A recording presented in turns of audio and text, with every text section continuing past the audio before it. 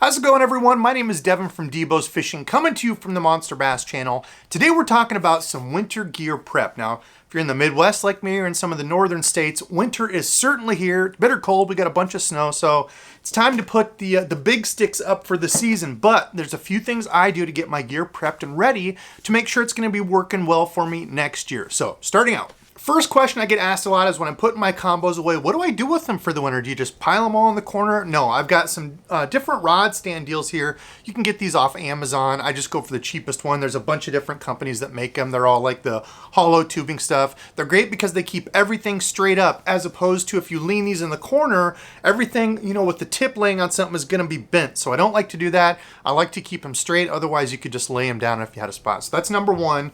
The second thing I do before I put them away is I cut off the lure. People ask, you know, can you leave the lure on? Is it going to hurt?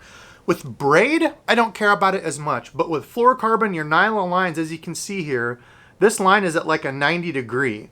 And that's the line that is all the way up here at the tip of your rod that is pulled tight all the way down. If you hook your, you know, your lure to your reel or on the lure keeper, it pulls that real tight and it will create like a right angle here. Now, will it make a big difference? No, maybe not, but I don't want that little piece there that could potentially get bent or kind of worn from being up on the top.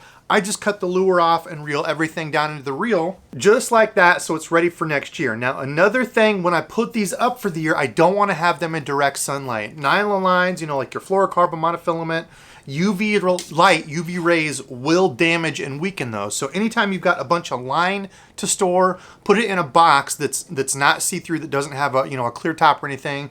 Put it in something sealed or out of the way from direct sunlight, because if you leave these like next to a window and the sun's beating down on all these, even if you've taken your lure off, it's gonna weaken that line. Okay, so right before I put it away, there's also a couple other things I do. Number one is to loosen your spool tension. So as I take the spool tension knob off here, you can see inside there, that's the spool. And inside this cap, there's a little piece, get that at the right angle here, there's a little piece inside there, and you can see that little hole, that kind of divot that it creates in here. So I loosen my spool tension up so it's not pushing right on that. Some of these are made of different material, but I always make sure I loosen that up, and then next year I put just a tiny little bit of dab of oil where that spool is gonna be spinning on this, pushing against it like that, just the tiniest amount of oil to help kind of lubricate that, because really this cap is just pushing up against that side of your spool, and that's what's slowing it down. And a way to check to make sure your spool tension is loose is once you press your thumb bar down, hear that rattling? That's my spool moving back and forth. As you tighten that up, that spool will stop, and of course that's how you adjust your bait caster. So that's the first thing, and then I always loosen up my drag too. So I will oftentimes on some of my reels keep my drag pushed down all the way tight. If it's like a jig or Texas rig, I can always back it off. But during the winter, I take that drag,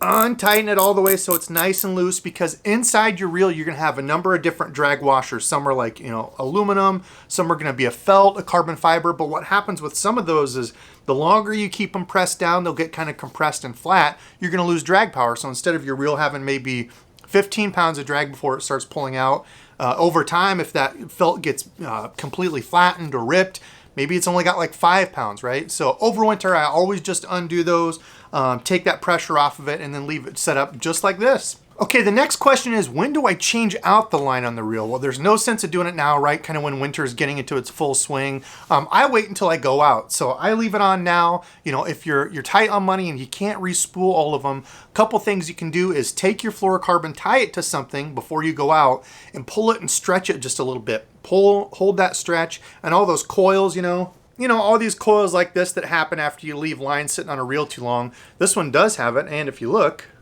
pull this nice and tight like so, and then let it go, and look at that. It takes all those coils out, makes it nice and straight, and it'll last you a lot longer instead of just, oh, I've got some coils, changing it over. Now, some people are freaks about their line, and they will change it over right away, but again, I'd just wait until I'm ready to go out. You can do that. Or if you have braid, I don't worry about it. Braid can stay on the reel all year long because it doesn't have that memory, so it should be fine when you go out. Like if I have a frog tied on, I don't even untie it, I just leave it on. Another thing I do before I get ready to put a new line on later, if it's one that I've got that has real low fluorocarbon, I'm gonna string it up. I'm gonna check every single eyelet, okay? So you can take a cotton swab, rub around on the insides of those, because there's an insert. You see that darker part? there's an insert in there that can be made of different things, but if you're a bank angler and you accidentally drop your rod, it can break those inserts. They're made out of like aluminum oxide, alkanite guides you'll hear, SICK guides. There's a number of different ones you can get, but you know, if you drop it or if you bang it up against something, you can crack one of those. You know, think of it as a real slick, like, I guess it'd be like that where everything's nice and meshed up, nice and flat. But if you drop it or crack it and break it, there can be a piece over it where your line rubs and it will fray.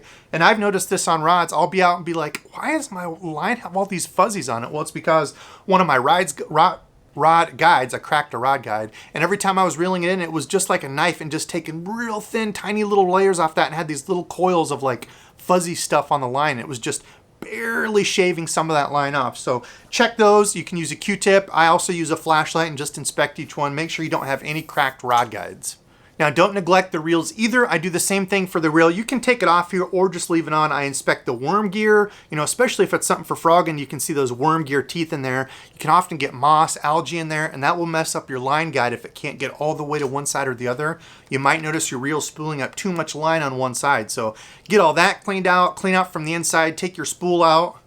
The LFS is really easy. You just pull that button, pop your side plate off, and pull your spool out just like that. And then if you need to, you know, you can clean anything off this. If you need to do your lube and a full clean, you know, on the reel, all that can be done here. But I always do inspect my reel just to make sure there's nothing visually like really messed up with it, because now's the perfect time to take care of it. Now, after you get everything picked up and put away for the winter, it's also a good time to take an inventory, because Randy and I were just talking about this. Oftentimes you'll buy stuff, get a box of it, you know, move it somewhere, and then find it later through the winter when you're going through stuff and, oh, I forgot I even had these. So it's a good time to see if you've got extras, you know, you've got duplicates, get everything moved around in your boxes, get the gear all situated, and figure out if there's certain lures that you need, or if you've got a bunch of tackle that you forgot you had, you can incorporate that, move stuff around, do what you need to. But it's a good time to take inventory and figure out what all you got. Now, a few years back, I also used the winter to learn how to use my left hand. People ask all the time, they'll see me switching from a right hand retrieve to a left hand retrieve.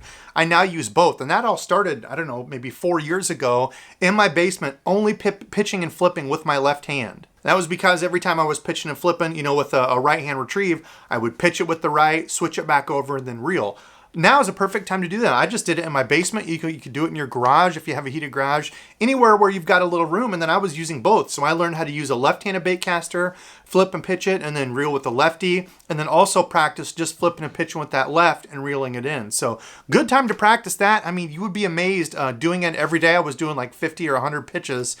Doing that every day at night, how quick your body reacts to it. Because it's really just your body hasn't done it. You know, you don't have the motor coordination for it. So repetition during the winter, and it kind of helps you get, like, once you haven't looked at your tackle or touched it long enough, you start going through withdrawals, so it keeps you using it and not forgetting what all those buttons do. All right, folks, I hope those tips help. A few things that I do during the winter to kind of beat the fishing blues and get your gear ready to go for next year in good working order. So comment below if there's something that you do every winter or every season, you know, when you're done, if there's a lull, if there's something you always do, you know, cleaning your reels, taking them apart. I know Monster Bass just released a video on that. Taking your reels, you know, checking them, make sure they're clean, making sure everything's in good working order so they're good to go, because the better you take care of your gear, the better the gear is going to take care of you. So that's it from me. Again, my name is Devon from DEBO's Fishing, coming to you from the Monster Bass channel. Thanks for watching, and until next time.